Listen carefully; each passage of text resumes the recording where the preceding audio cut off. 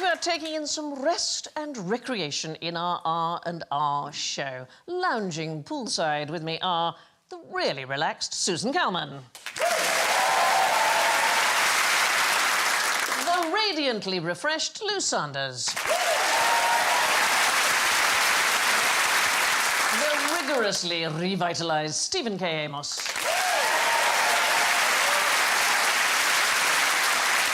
And the reasonably rat-arsed Alan Davis.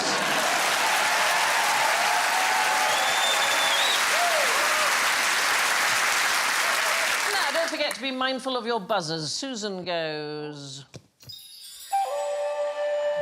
You are an island, a desert island. Feel your troubles lapping away from your feet. I need to wee now. Lou goes... Listen to the sound of my voice as you experience deep relaxation.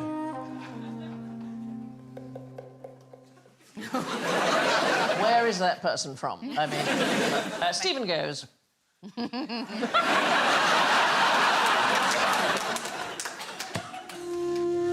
Let your worries melt away and find your happy place.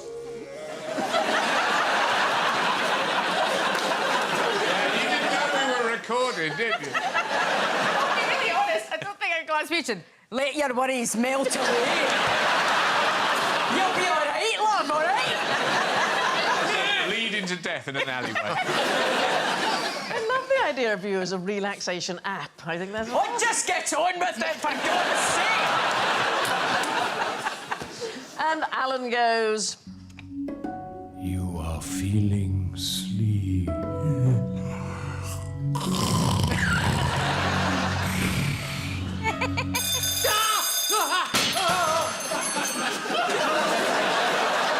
OK, feeling relaxed now? Yeah. Yeah, excellent.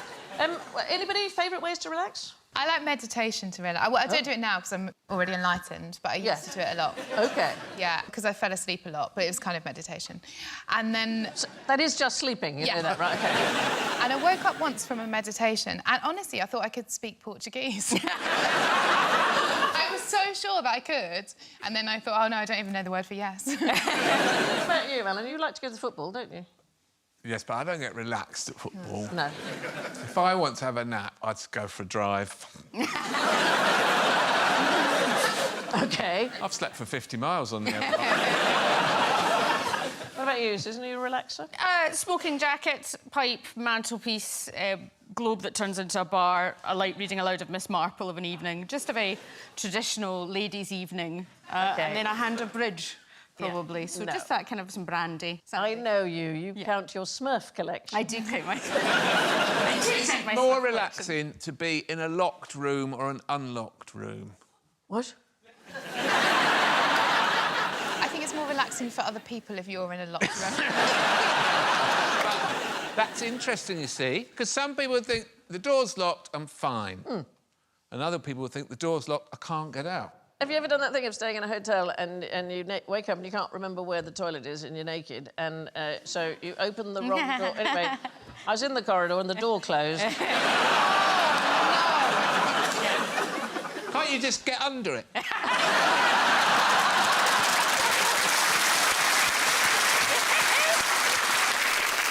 OK, those are all good, but we have some ideas of our own about relaxation. So, Alan, I know the absolute perfect thing to make you relax. Unfortunately, it was too big to fit under the desk. Bring on the cow.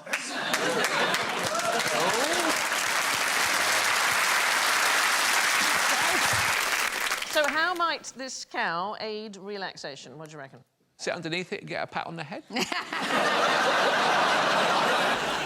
So here's the thing. You can cuddle a live cow in a farm in upstate New York, weirdly called Mountain Horse Farm, but it's for cows. You pay $75 an hour, and you can go and cuddle a cow. Do you want to give it a go, Alan? That is a lot of money to cuddle a cow. $75 an hour. That's a lot of money. I know, but they assure you, and I don't know why they need to assure you, that the cuddling sessions are private. Oh, right, well, good. Yeah.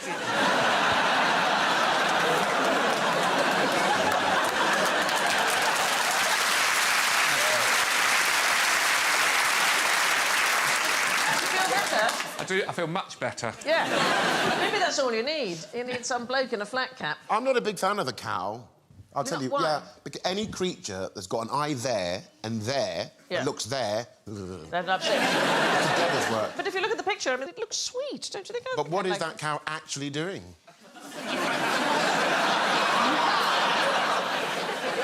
Well, we'll find out when it inhales. Susan, what have you got under your desk for relaxation? Is there nothing there? Is it this? What is it? What have you got? Stephen's leg. It's not my leg.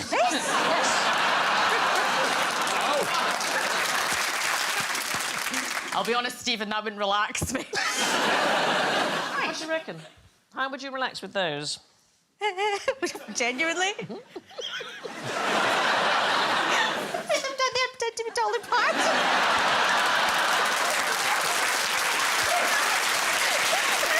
Working not too fast. I don't know what I would do. OK, so this is a thing that you can pay money for as well. You would sniff it. It doesn't have to be an orange, it could be a lemon or I particularly like a lime. Smell it for a few minutes and it's shown to reduce stress and anxiety. So it's a very expensive clinic in the United States. The Mayo Clinic, they use this as part of their aromatherapy. Do you feel a sense of the relaxation? No. No. I think it depends on where the orange has been. Because... Stephen! Lou, what have you got to relax with? Uh-oh, it's Yeah. rude. It's rude. Why do you say it's rude? Well, straight away, my mind's whirring. OK. And I'm going to be polite on this one because my mum didn't like last time when I was Did you think you were a bit rude? Can you switch it on? Has it got an on-off switch? What is wrong with you? Yeah. It's just a It might light up. No, it's another way of relaxing. So you could either use your own hand or you could use a... Yes. Oh. I'm afraid... Make your mother proud, girl. Make your mother proud.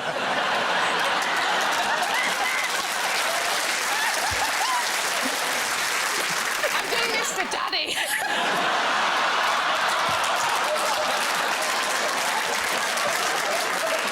So what I want you to do, and this is a method of relaxation, I want you to put the thumb into your mouth. It's absolutely... Oh! You see, I was... You were close. Psychic. Yeah. Close your lips around it. Yeah. And then I need you to blow like this. And then exhale. Is it like a bagpipe? OK, so what it does is this is a genuine thing to help you relax. It stimulates the vagus nerve.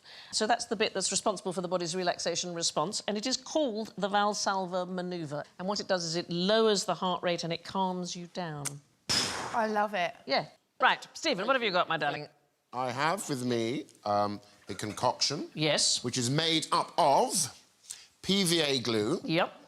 and bicarb of soda. OK. And I will add to that a little contact lens solution. OK, because it takes a while to mix in, we've already put the Red bicarbonate pepper. of soda and the white glue together. Add the contact lens solution. We're going to make some slime. Why might you make slime? Kids love it, man. They do love it. It's the feeling of it. OK, so this is a slightly worrying thing about the world. 2017 was a huge year for slime. How to make slime was the most popular how-to Google search in the whole of the UK that year. Wow. It was huge in the United States. It caused a glue shortage in the US. And people watched people playing with it as a relaxation tool. It's this thing called ASMR, Autonomous Sensory Meridian Response. So you get a sort of tingling relaxation feeling, and apparently you get it with slime. I like watching the ASMR videos. I like watching people touching things. I think it's really nice. Well, you're absolutely right. Apparently people like the predictable way in which things move. They like the fact that it's being manipulated. And we are...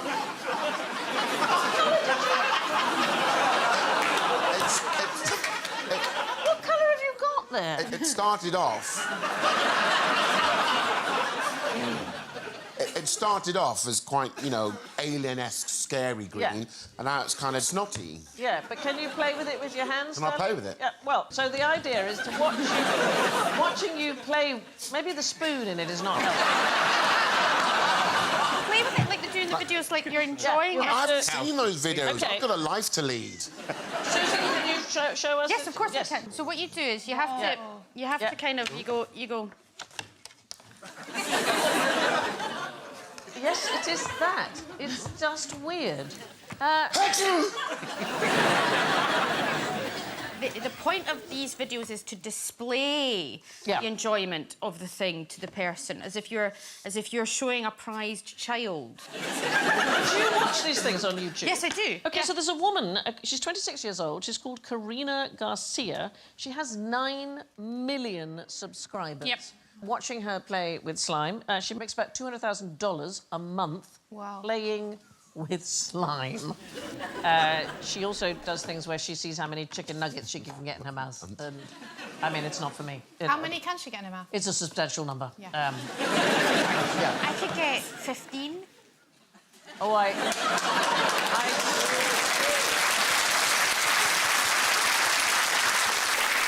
I so wish we had chicken nuggets right now. Shall we rustle the cow out of here? And many thanks to our farmer. Well done. Thanks, farmer.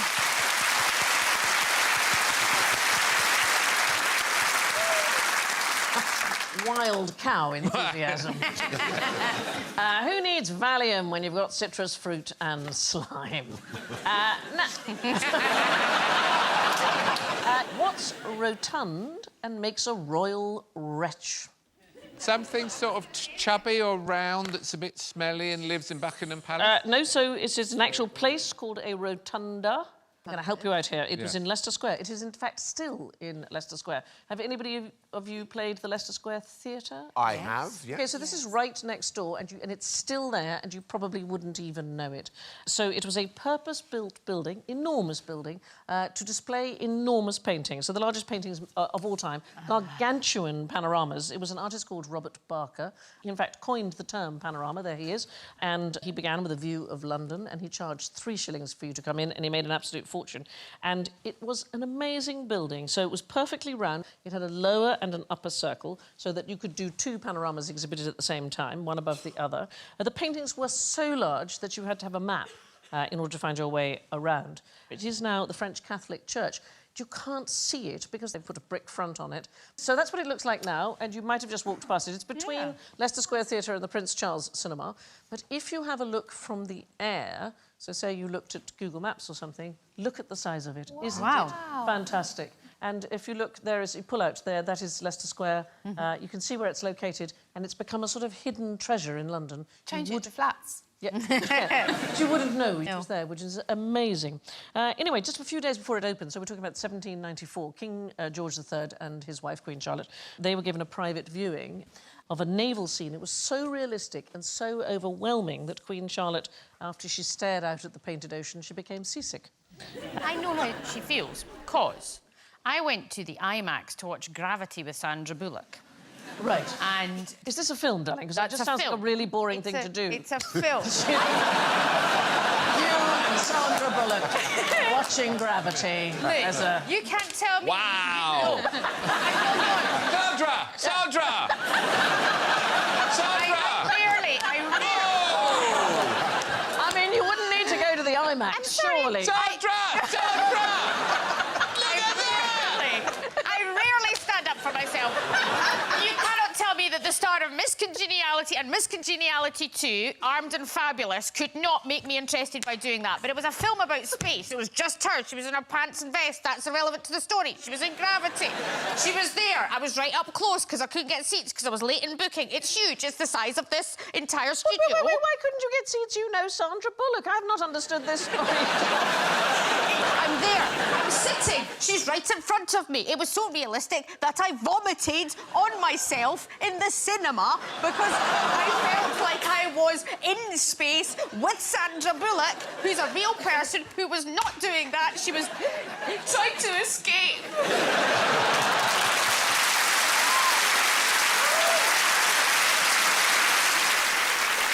Queen Charlotte definitely would not have enjoyed the panoramic scenes of another gentleman. They were of the Mississippi Valley, but they were by a man called John Banvard. They were known as moving panoramas. I don't know if you would have liked this. Nope. So these were from the 1840s. And instead of just having a thing where you stand and you look at the picture, they were on sort of rollers, and they were cranked around, and they had somebody explaining what the story was or what you were looking at. They were amazing. In fact, they were brought here to Britain to be seen in a private viewing by Queen Victoria. It was early kind of moving pictures. But the thing that Charlotte suffered from, this sort of motion sickness by just looking at a picture. You can even get sick looking at optical illusions, so the ones that appear to be moving. There's an amazing professor called Akiyosho Kitaoka, and he was from a university in Kyoto, and he designs illusions on his websites, and he warns you, if you look at them, you actually can be sick even though the picture is not moving. And if you are sick, you should immediately cover one eye with your hand, but don't close your eyes because that can make the attack worse of you feeling. It's like watching Good Morning Britain. Let's all take a look at one and see how we feel. So this is called irrigation, and it appears when you are looking at it, it's a completely static picture, that there are rollers. Yeah, hands up in the audience, you can see that the sort of thing is moving. It's actually moving. I mean, that is astonishing, isn't it? Even though it's a completely static picture.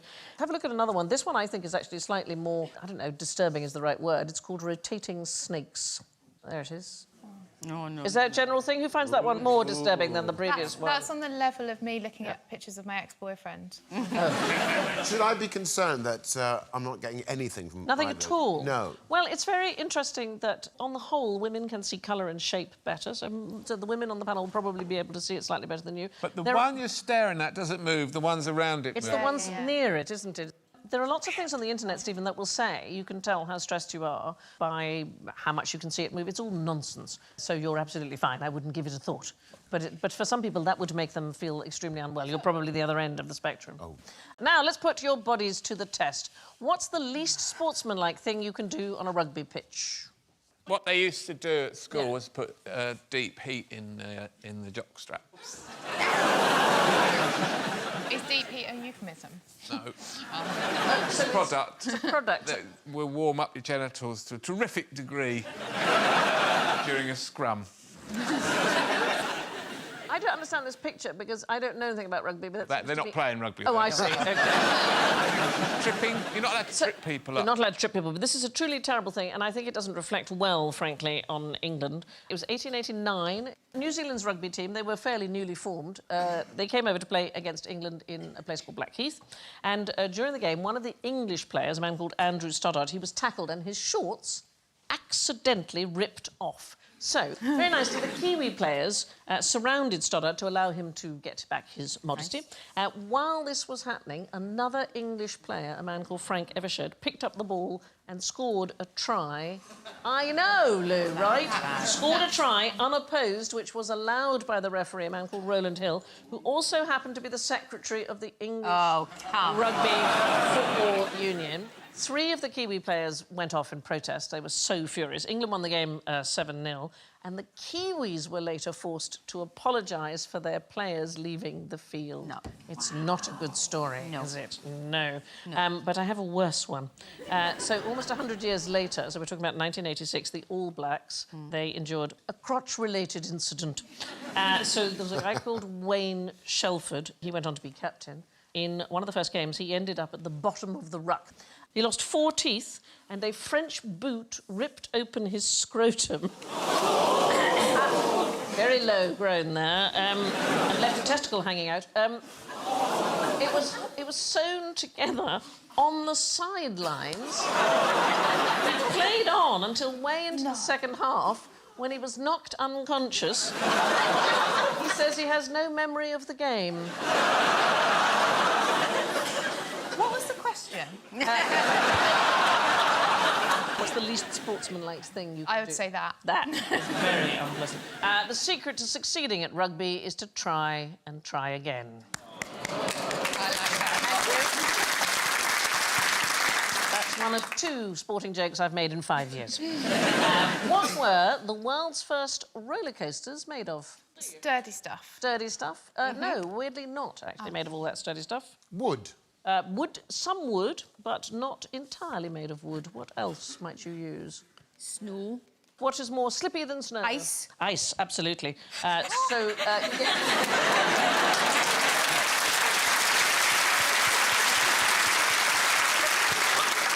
well on the way, guys! I can feel it! Literally like pleasing a Labrador. So the idea goes all the way back to 15th century Russia. So ice slides or flying mountains were built in several towns, including St. Petersburg. I mean, look, these are amazing. So some of them were 80 foot high. They were on wooden supports and then they were coated with water and they quickly froze to a sort of slick, icy surface. And then they used to use hollowed blocks of ice lined with straw as the car to go down. Catherine the Great actually had one specifically built for herself at the Orenbaum Palace on the Gulf of Finland, and everybody thought these were marvellous. They quickly caught on around the world. They became known as Russian mountains. In fact, in Spain, I think they still call them Montana Russa. They look like huge fun, do you not think? No. Yeah. Yeah, no, not for me. No. No? I'm scared, don't like the height. But you're not alone. So the pioneering American roller coaster engineer, a man called Ron Toomer, he designed 93 of the world's roller coasters by the time he died in 2011. He didn't like going on them. No. No, he said the very thought of it made him queasy, and this is what he did for a living. I get that because I don't really like my comedy. Not as much as your mother disliked. No, but you're right to be afraid. So in June 1911, the owner of Boston's Derby Racer roller coaster, he stood up in one of the cars to give a speech about roller coaster safety and fell out. And he died. He died. I know. He died while giving a talk about be careful. Actually, this is one of my favourite stories. Does anybody remember Fabio? Do you remember Fabio? Oh, yeah. Sexy Fabio. Sexy Fabio. There he is, Sexy Fabio. Yeah. He was often on the sort of cover of romance novels. Anyway, he went on a roller coaster. It was the inaugural ride of this roller coaster in Virginia. This was in 1999. And he killed a goose with his face.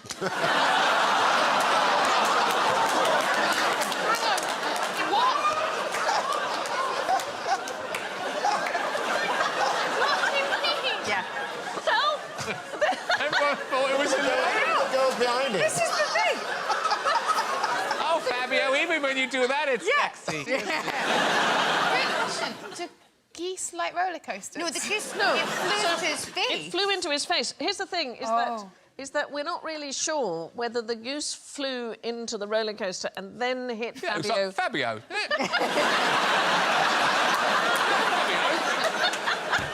He's moving.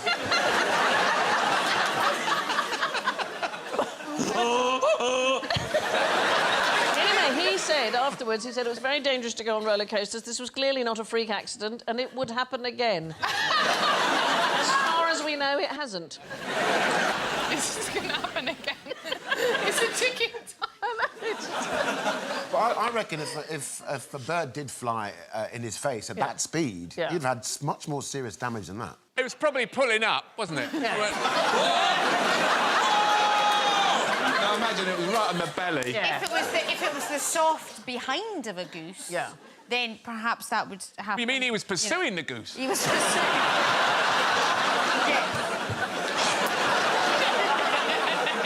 Fabio! Go!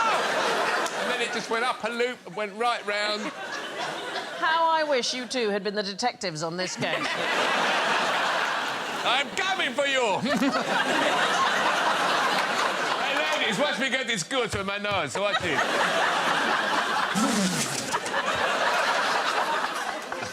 This could happen again.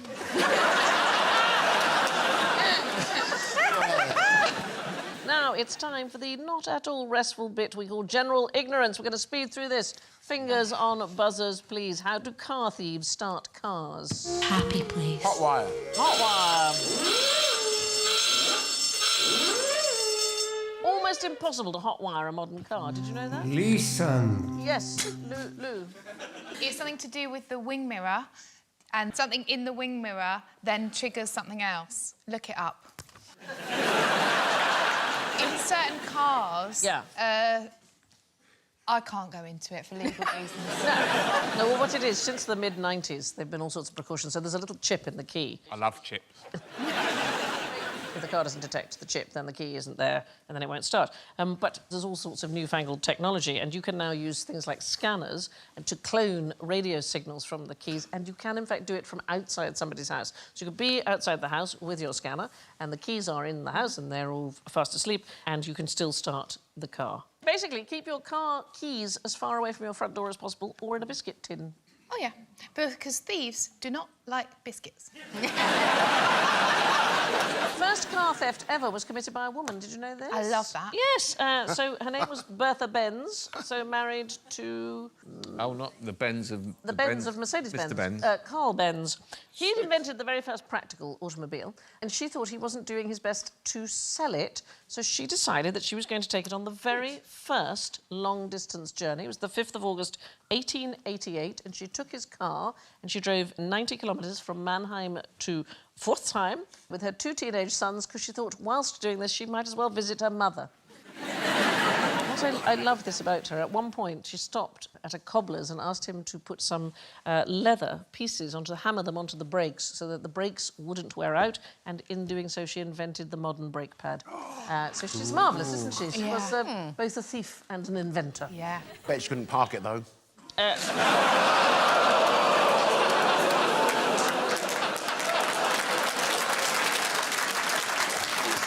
Do you know what? It's such a pleasure to see somebody doing so well on their last time on the...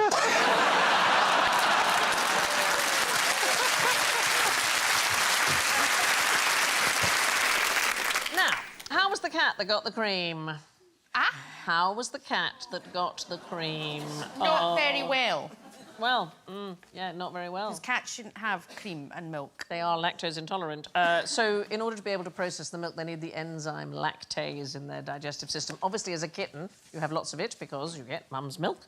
But then the lactase production rate slows down as they get older. Did you know, Sandy? What? that Probably not. Human beings made cheese, and I read this in a cheese book that I bought, made cheese for 1,000 years before they became lactose tolerant.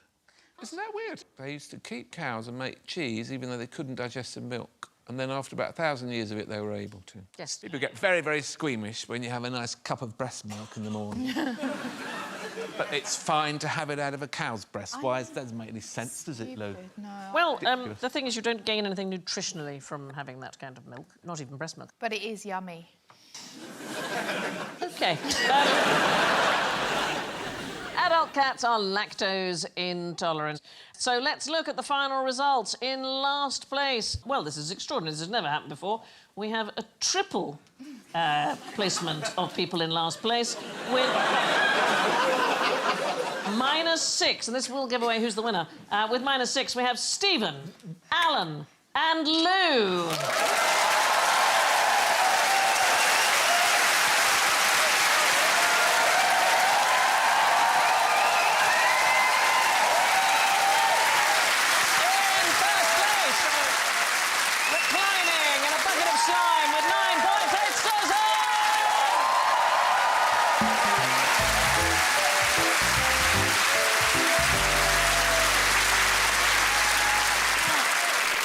Thanks to our guests, Susan and Stephen, Lou and Alan. And I leave you with an old American story about the risks of combining work with recreation. As she lay there dozing next to me, one voice kept saying, "Relax, you're not the first doctor to sleep with one of his patients." But another kept reminding me, "Howard, you're a veterinarian." Good night.